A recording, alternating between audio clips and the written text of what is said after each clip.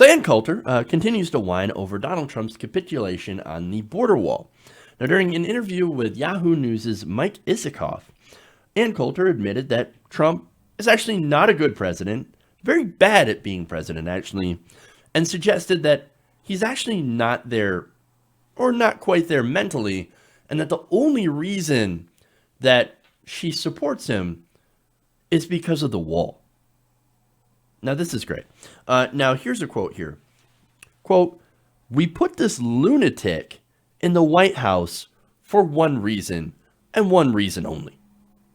And that, of course, is the border wall."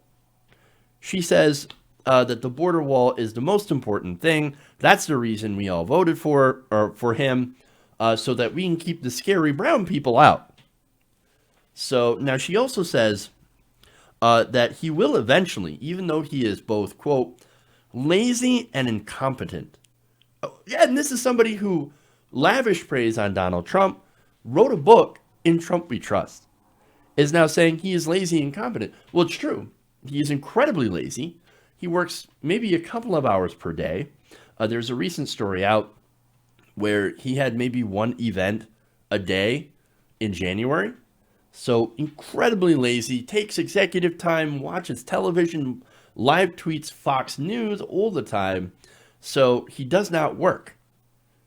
And when he does, he barely works.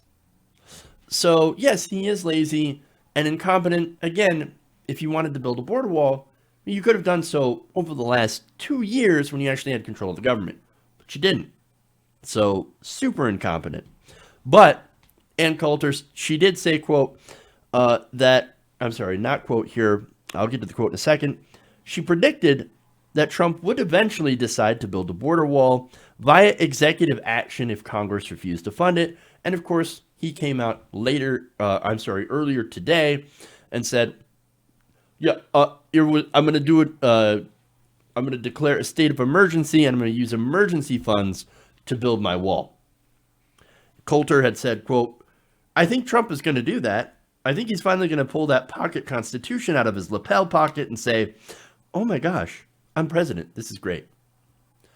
Thing is, if he actually were to pull out a pocket constitution, all he'd have to do is read it, which we know he doesn't read, and he would find out that, oh, yeah, I actually can't do that. In fact, according to Harvard law professor Lawrence Tribe, the president can't do that. He said inherent presidential power as commander-in-chief doesn't give Trump the power of the purse. We fought a revolution to end such power. Damn. Now, he also said that the Supreme Court had settled the issue in the steel seizure decision in 1952. Not only that, but not even a war entitles the President of the United States to spend money without the authorization of Congress. And now, of course, building a wall would cost money. And Congress has not authorized the spending on this. Now, look, presidential powers. Look, okay, so the executive branch has actually a lot of powers. One power that he doesn't have, or that they don't have, is the power to actually spend money. So it's not going to work. So he can say all day, he can pull out his pocket constitution and pretend to read it.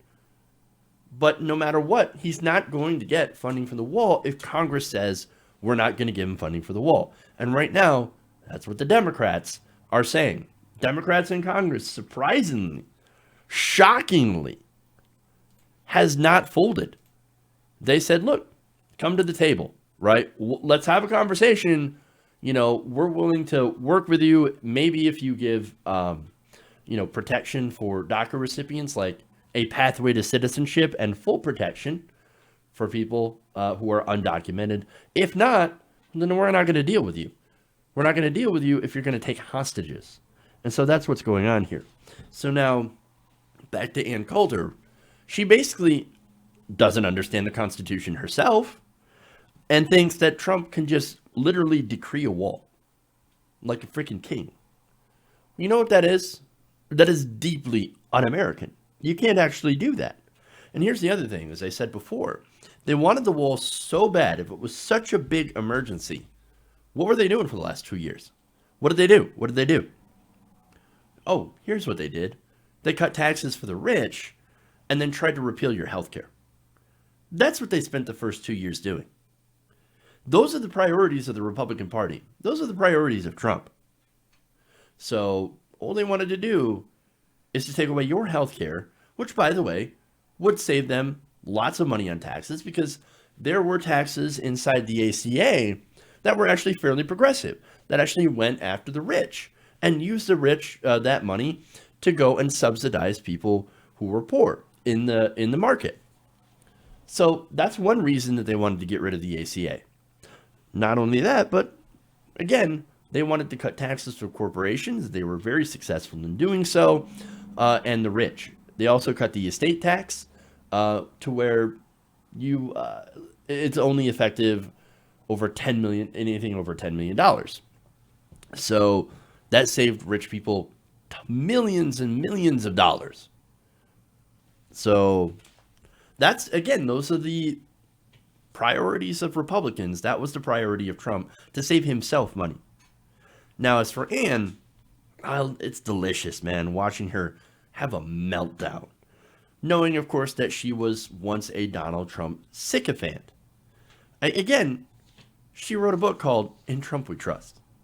Well, congratulations, Ann Coulter. You just got trumped. He never cared about the wall, in reality. He only wants it for a vanity project and because he's circling the drain with voters.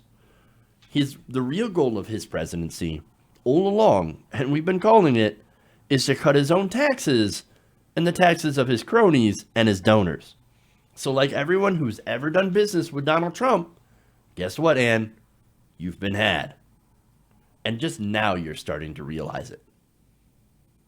Sad. Hey guys, hopefully you enjoyed that free video. Now I'm going to have to ask you a favor.